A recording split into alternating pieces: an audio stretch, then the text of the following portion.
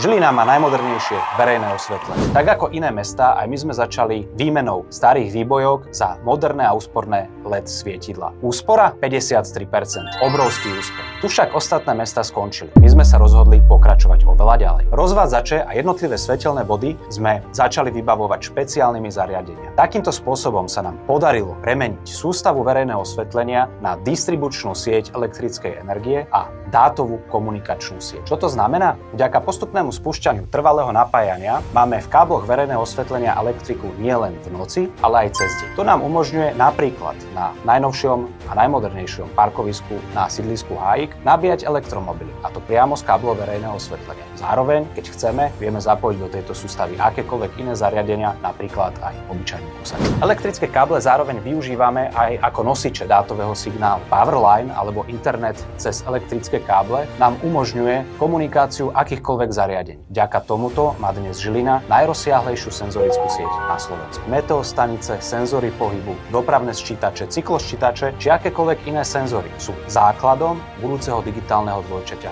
mesta. Pomyselný systém riadenia verejného osvetlenia nám zároveň umožňuje kontrolovať a ovládať všetky zariadenia vrátane konkrétneho svietidla na diaľku. Aj takýmito opatreniami zvyšujeme kvalitu života obyvateľov nášho mesta.